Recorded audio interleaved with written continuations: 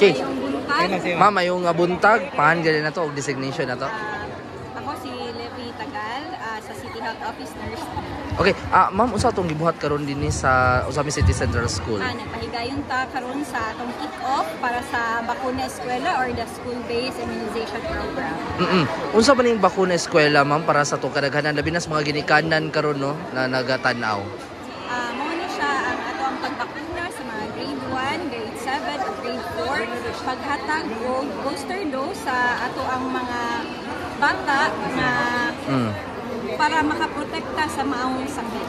Unsa na mga sakit ang maproteksyonan nini kay nakita na to duha no ka mga kuan nila, duha ka book o ang ilahang kuan ron gitusukan sa itong mga kabataan?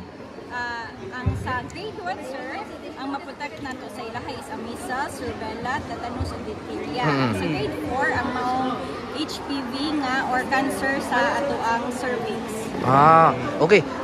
Pila edad sa itong mga kasagaran ng mga bata karon? Grade 1 ra? Grade 1, sir, mga 7, 8 siguro na sila. Sa grade 7, mga 12. Then sa ato ang grade 4, mga na sila sa 9 to 14 years old. Kani siya, ma'am, libre ba nila na paimuslan sa itong mga residente? Yes, sir. Dako kay ni siyang libre gikan sa ato ang Department of Health. One day only na, ma'am? Sara ka adlaw ni gipahigayon? O Mutuyok mi sa tanan nga school sa ato ang public schools. So, kick-off lang ni sa Central? Kick-off lang. Yes. So far, sa among nakita karon, willing ang mga ginikanan nga mohatag og proteksyon sa ilahang mga anak. Okay, imong mensahe na lang siguro, ma'am, alang sa itong mga ginikanan, labi na sa katong kuan na pagdasig nimo nila kay libre man pud nila na paimuslan sa itong mga kabataan.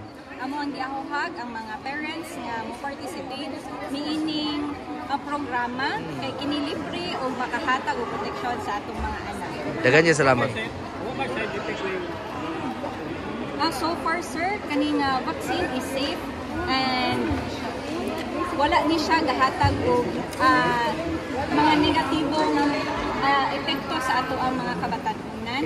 Naamang ganit tayo mga mabati, like kanang sakit lang sa injection site, sa atong mga bukton. O naigamay hilangan, pero makuhaan na nato para o paracetamol.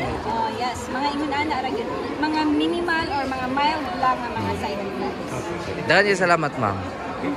Thank you. Ay, ma'am, pwede picturean ako imong ID para kuan.